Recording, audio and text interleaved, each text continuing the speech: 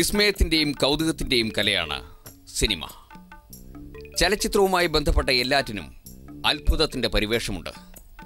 Cinema ലോകത്തിലെ കളിയും കാര്യവും കൗതുകവും ഒപ്പം ചരിത്ര മുഹൂർത്തങ്ങളും കോർത്തിണക്കിയ ഒരു ദൃശ്യ അനുഭവമിതാ സിനിച്ചിത്രത്താഴ്.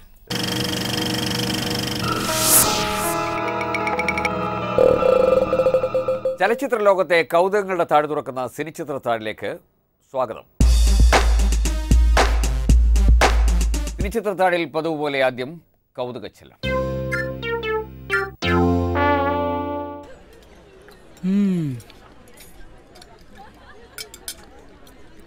ഡോക്ടർ പരിചയപ്പെട്ടപ്പോൾ തൊട്ടൊരു കാര്യം ആലോചിക്കായിരുന്നു.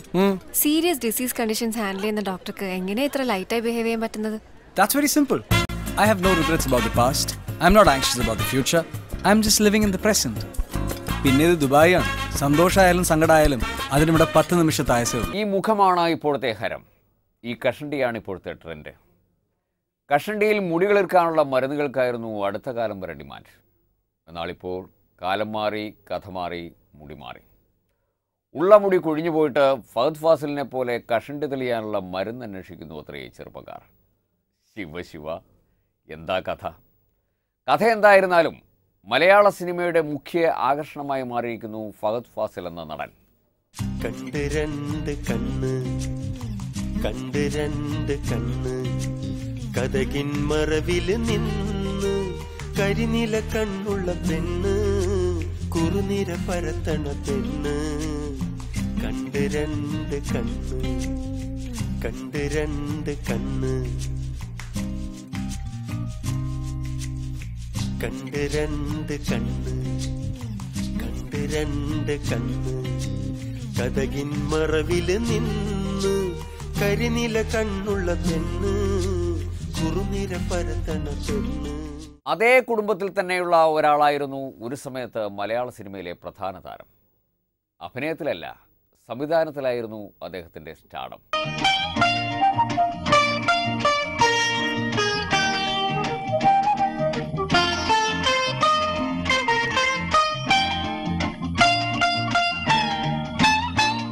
ഫാസിൽ, ഫഹദ് ഫാസിലിൻ്റെ ബാപ്പ.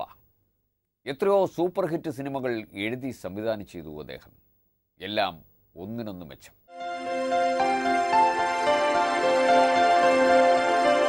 താരപരിവേഷമുണ്ടായിരുന്ന ഈ സംവിധായകന് തീർച്ചയായും ഒരു സിനിമാ താരത്തിൻ്റെ ഗ്ലാമറും ഉണ്ടായിരുന്നു. ഒരുപക്ഷെ ഫഹദിൻ്റെ പ്രായത്തിൽ മകനേക്കാൾ ചിമിട്ടനായിരുന്നു ഫാസിൽ.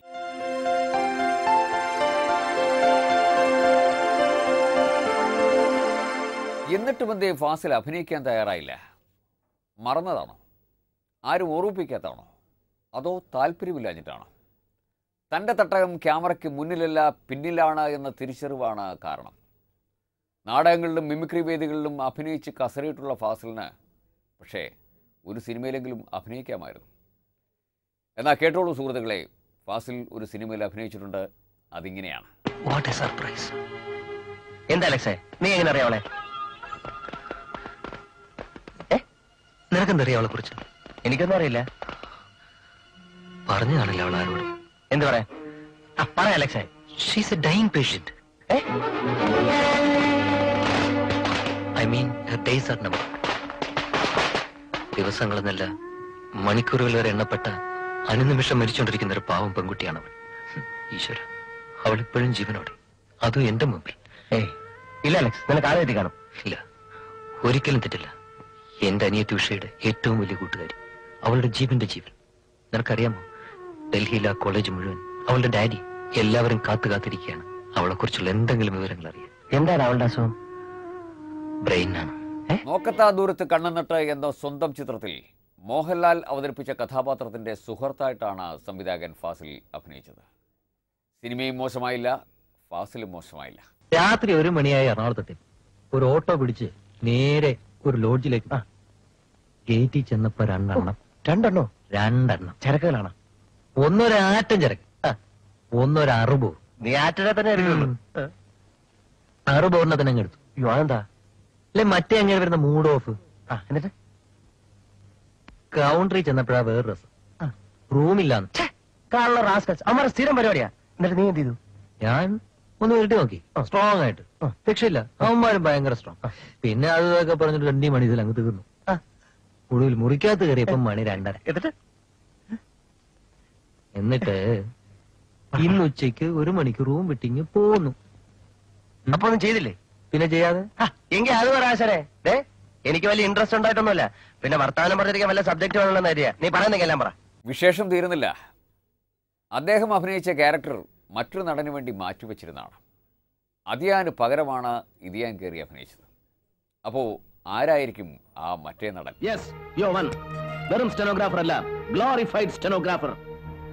നീ മാത്രമല്ല, മന്ത്രിമാർക്ക് ചരമപ്രസംഗം എഴുതി കൊടുത്തും സെക്രട്ടേറിയറ്റിലെ ഗുഹകളിൽ നിന്ന് ജനങ്ങളോട് നിഴൽ യുദ്ധം നടത്തിയും സമാധിയടയുന്ന ഓരോ IAS വിഴുപ്പിന്റെയും റോൾ അത് തന്നെയാണ്. തന്നെ മമ്മൂട്ടി അഭിനയിക്കേണ്ടിരുന്ന വേഷമാണ് നോക്കത്താ ദൂരത്തിൽ ഫാസിൽ അവതരിപ്പിച്ചത്.